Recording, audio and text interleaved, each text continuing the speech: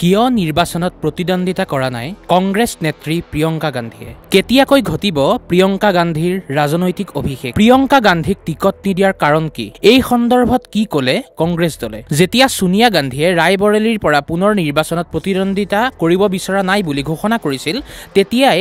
দশক ধৰি গান্ধী পৰিয়ালৰ দুৰ্গ হৈ থকা আসনখনত প্ৰিয়ংকা গান্ধীয়ে প্ৰতিদ্বন্দ্বিতা কৰিব বুলি চৰ্চা চলিছিল কিন্তু শুকুৰবাৰে এই চৰ্চাৰ বাট মাৰি কংগ্ৰেছে ৰায়বৰেলীত টিকট দিলে ৰাহুল গান্ধীক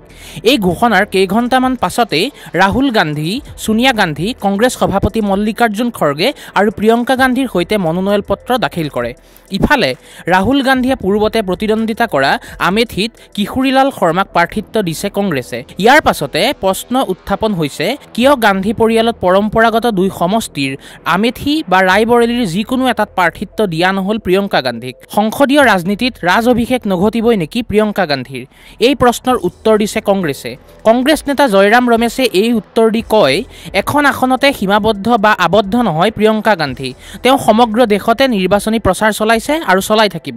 নিজ এক্স হেণ্ডেলত কংগ্ৰেছ নেতাগৰাকীয়ে আৰু কয় যে প্ৰিয়ংকা গান্ধীয়ে জোৰদাৰ নিৰ্বাচনী প্ৰচাৰ চলাইছে মিছা কথা কোৱা প্ৰধানমন্ত্ৰী নৰেন্দ্ৰ মোদীক নীৰৱ কৰিছে প্ৰিয়ংকা গান্ধীয়ে উল্লেখ্য যে 1985 চনৰ মাৰ্চ মাহত সম্পদ শুল্ক বিলুপ্তিৰ সন্দৰ্ভত প্ৰধানমন্ত্ৰী মোদীয়ে উৰা বাতৰি প্ৰচাৰ কৰিছে কিন্তু প্ৰিয়ংকা গান্ধীয়ে প্ৰধানমন্ত্ৰী মোদীৰ এই উৰা বাতৰিক সঠিক প্ৰত্যুত্তৰ দিছে বুলিও দাবী কৰে